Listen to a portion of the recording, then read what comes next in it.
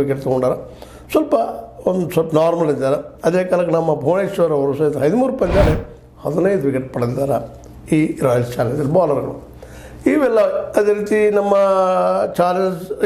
ಪಂಜಾಬ್ ಕಿಂಗ್ಸಲ್ಲೂ ಸಹಿತ ಹರ್ಷದೀಪ್ ಸಿಂಗ್ ಆಗಿರ್ಬೋದು, ಮಾರ್ಕೋ ಆ್ಯನ್ಸನ್ ಆಗಿರ್ಬೋದು, ಯಜೇಂದ್ರ ಚಾವ್ಲಾ ಅವರಾಗಿರ್ಬೋದು, ಎಲ್ಲರೂ ತಮಗೆ ಸಾಧ್ಯದಂಥದ್ದು ಎಲ್ಲ ಪ್ರಯತ್ನ ಮಾಡಿ ಒಂದು ಹಂತಕ್ಕೆ ತಂದಿರಿಸಿದ್ದಾರೆ. ಪಂಜಾಬ್ ಕಿಂಗ್ಸ್ ಆಗ್ಬೋದು ಅನ್ನೋಂಥ ಆಶೆನೂ ಅದ.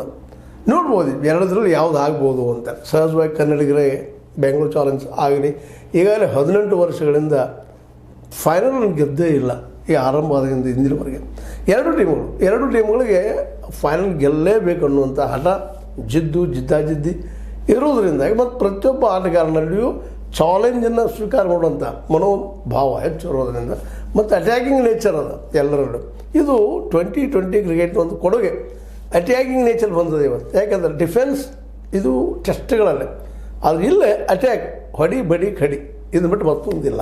ಆ ದಿಶೆಯಲ್ಲಿ ಯಾರು ಶಾರ್ಪ್ ಅದಾವ, ಯಾರು ಹಾರ್ಡ್ ವರ್ಕ್ ಮಾಡಿದಾರೆ, ಯಾರು ಫೀಲ್ಡಿಂಗನ್ನು 4 ಆಗೋದನ್ನು 2 3 ಸಿಕ್ಸರ್ ಆಗೋದನ್ನು ಕ್ಯಾಚ್ ಮಾಡಿ ಹಿಡಿದ ಫೀಲ್ಡಿಂಗ್ದಲ್ಲಿ ಅದ್ವಿತೀಯವಾದ ಪಾತ್ರ ವಹಿಸ್ತಾರೋ. ಮತ್ತು ಒಂದೊಂದು ಕ್ಯಾಚ್ ಇಂಪಾರ್ಟೆಂಟ್ ಆಗ್ತದೆ ರೀ. ಯಾಕೆಂತಂದ್ರೆ ಒಂದು ಕ್ಯಾಚ್ ಬಿಟ್ಟರೆ ಆ ಆಟಗಾರ ಪಂದ್ಯದ ಒಂದು ದಿಕ್ಕನ್ನು ಬದಲಿಸುವಂಥ ಶಕ್ತಿ ಉಳ್ಳಂಥ ಆಟಗಾರ ಇಲ್ಲೆಲ್ಲ ಇದ್ದಾರೆ. ಈ 11 ಮಂದಿ ಏನಿದೆ ಅಂತ ಆಟ ಏನದ